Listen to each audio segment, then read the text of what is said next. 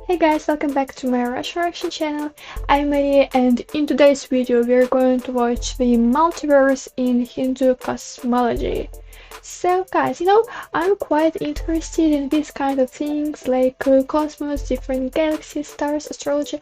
So this is very interesting for me. And yeah, guys, please give me a thumbs up and let's watch. The universe is a vast and complex place that in many ways we still don't understand. We exist on this relatively tiny rock called Earth, floating around a relatively average star, the Sun.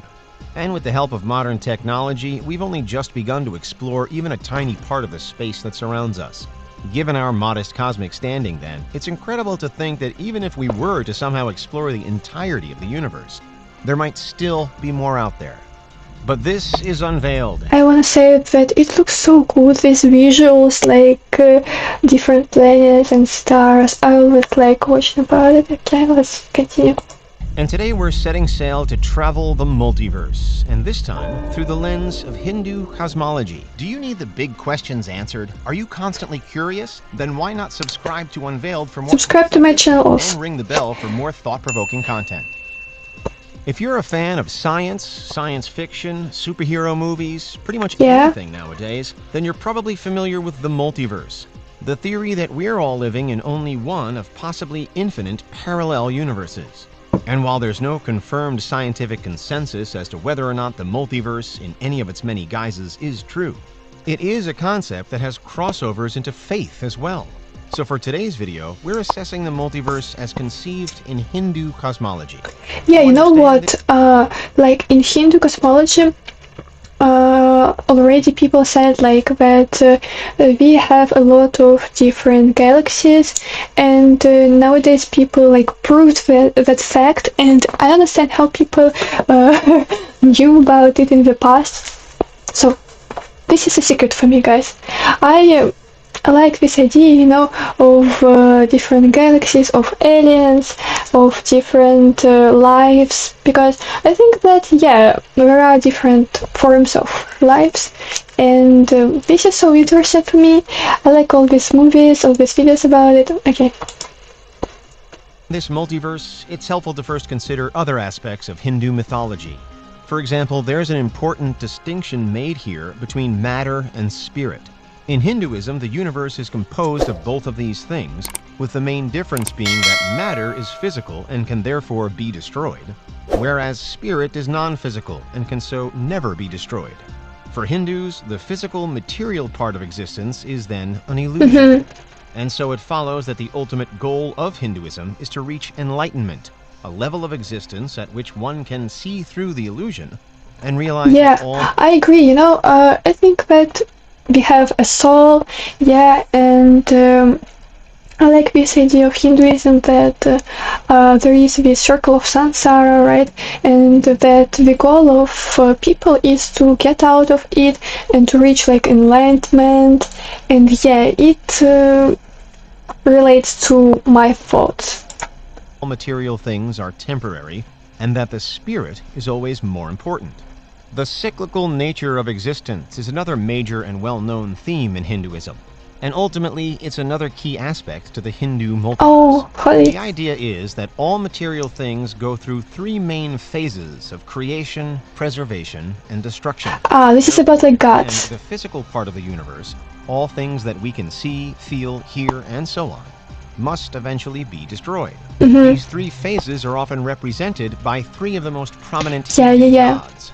Brahma the creator, Vishnu the preserver, and Shiva the destroyer. Yeah, in Hinduism there are so many different gods, and yeah, just a lot of, I don't know how many, but guys, a lot of, like hundreds and hundreds, and they have different also avatars, and it's always so complicated to understand, like, because for example, like Shiva has different forms, different avatars, Kali has different avatars, Shakti, and different, all this stuff. It's so complicated, but it's interesting. I like this idea of reincarnation. So yeah, let's watch next. It's believed that the interactions between these three are what fundamentally result in a many-layered reality of multiple universes, a multiverse. In Hindu tradition, the lifespan of the universe corresponds to the lifespan of Brahma, at the end of which Brahma dies and the universe is destroyed with him. Yeah. Fortunately, though, even after the death of the universe, all is not lost, and a new universe is born out of the ashes of the old. In this way, So it's beautiful. sometimes argued that Hindu cosmology has some similarities with modern scientific theories regarding the universe. Hinduism essentially holds that everything is born from a single point, much like it is in the Big Bang Big Theory. Bang Theory. It then posits that everything eventually collapses into that same point, which comes close to another floated scientific prediction for our universe's fate, known as the Big Crunch. Yeah. What's most important, though, is that because a new creation always follows from destruction in Hinduism, destruction isn't considered a bad thing. Okay. After all, the god Shiva, the destroyer, has a divine duty to end the universe in order to pave the way for a new one. I love this And he's picture, you know, like the god and this beautiful lotus. Like Hinduism is so beautiful, you know. Yeah. for doing so. Which brings us back to that distinction between matter and spirit. Matter, remember, can be destroyed, but that's fine because the spirit continues. Continues. The Hindu multiverse, in one sense, then, refers to the fact that the universe is not a single space, but rather infinite spaces occurring one after another. But perhaps even more significantly, across various Hindu texts, there's mention not just of one universe that goes through this cycle Incredible. of death and rebirth, but rather many. In some cases, it's suggested that there's an endless number of universes that all How? exist at the same time. I It's understand. variously said that these universes float around just like atoms do from our perspective, and that each one contains its own Brahma, Vishnu, and Shiva. Ah, It's this is a story interesting. of birth, preservation, and destruction. It's said that each universe consists of many unique layers too, including earth, water, fire, air, and sky, to add more detail. But despite these structural similarities, each universe has the potential to be unique. By hosting different creatures, for example, different environments, cultures, and perhaps different rules of nature. And some universes even Yeah, come it's with like, you other know, it's universes like different parts of Earth, different countries. Like, yeah, we all have same conditions, almost. We're not talking about weather, but we all have like water, we all have like sky, but we're different, right? We have different cultures. Yeah, this is so true. So, contained inside them. The possibilities are essentially endless then. As such, there are many myths and legends in the ancient texts that refer back to the multiverse, making use of the many variations that it offers. So now we have the idea that each individual universe is moving through a repeating cycle from birth to rebirth, and the idea that this is happening across countless multi-layered multiple universes that exist on a higher level. You'd perhaps think that the structure of reality must end there, but there's one final concept to incorporate. In the ancient texts, the Puranas, the mythology goes into detail about 14 further worlds, or lokas, that also contribute to the multiverse total.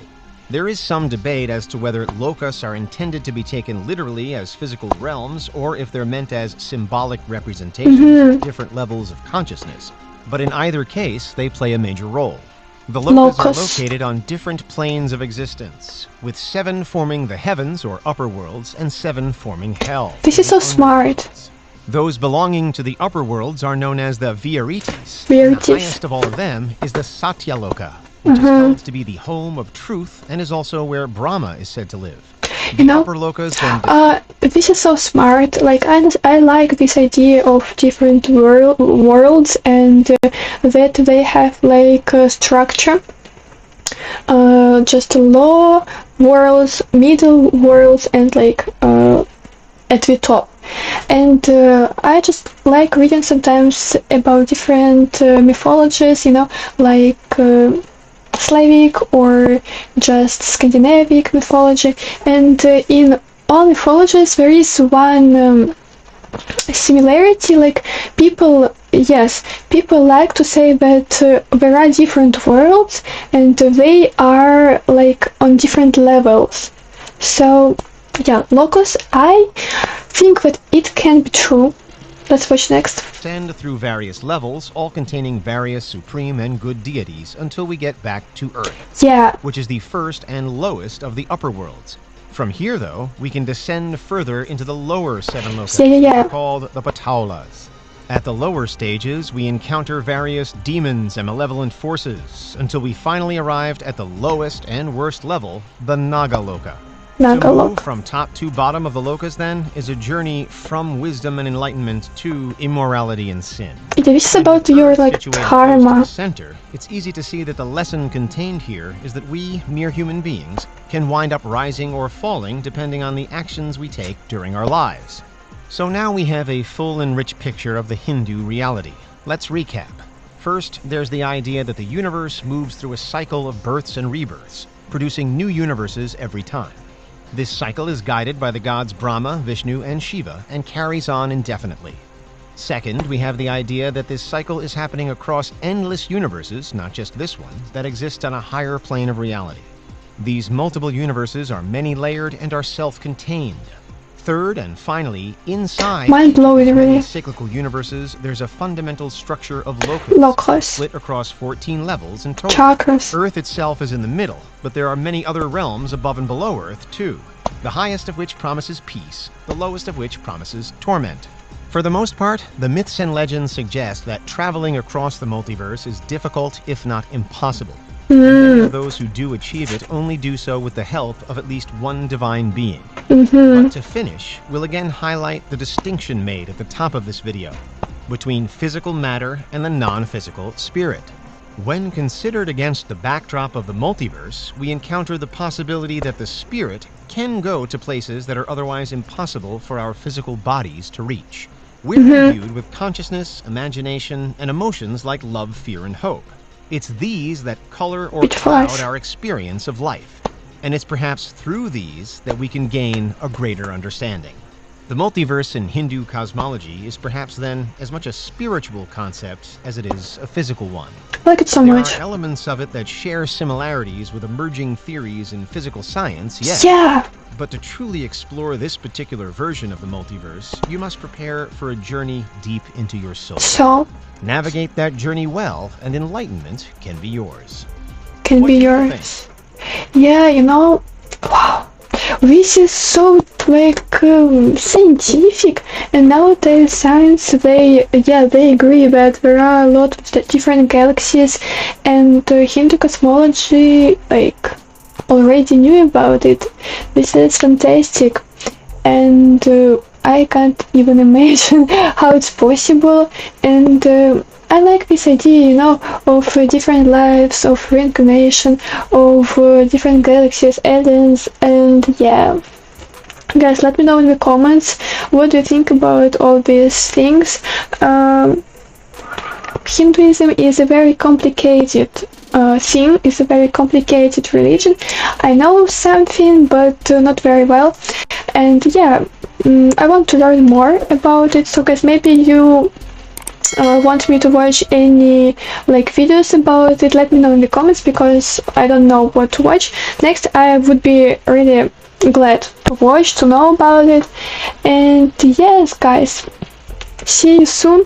Bye bye.